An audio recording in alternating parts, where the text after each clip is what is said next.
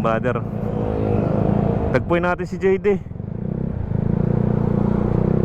Iabot na natin na ring jersey niya.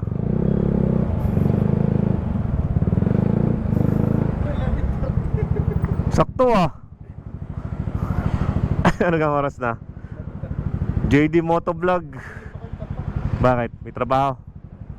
Sana bukas pa, sakit pa nga ng katawan ko. Oo gabi na yata kayo nakarating eh. Kaya nga, yun ang medyo mahirap pagkagabi.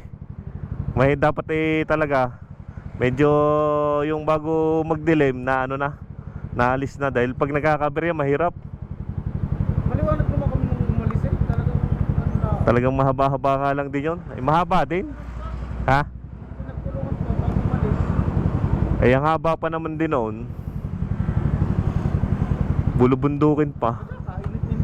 Oh, alis ka na rin yata. Ibigay mo na lang sa akin pagkano. I-Gcash mo na lang kung ano. Titigas ko na lang. Si Dudes guys ang makapon. Hindi nga. Puro tayo yung mga pira. Hindi ako nga lang pagkas lang ang dala ko. Dapat sabi mo yung mga kastalaang. Kaya nga, sabi ko yung magkas na lang sa akin. Ayaw. Ako hindi na rin nakalabas. Makinit. Tapos biyahe ko mga mag-init. Sobrang init na nga ngayon pagka maaga pa yung mainit na. Walang yung sasaktan ng ilang pa sa Telepas. Wow, pinakadulo na yon. Walang sa Monte Maria laang. Hindi, malayo pa. Dulo na ng tabi na ng Lubo. Dini ka na dumaan. Hindi na nga ako sa Laurel. Dire-diretso hanggang sa may Del Pilar. Tapos pagdating mo doon sa intersection sa Natunuan, din eh. Kaliwa. Maganda pa dyan dumaan at walang masyadong sasakyan. Tsaka lilom. Pero nga, pag dumaan ko. Oo.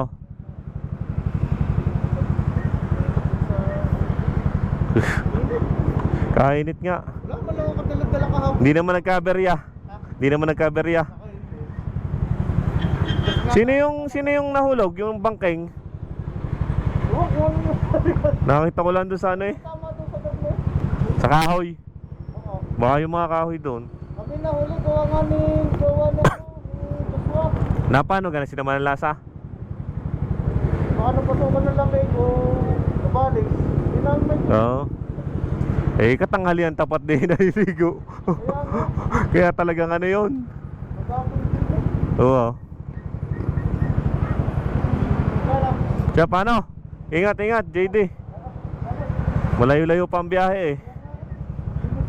Oo. Dala na tubig.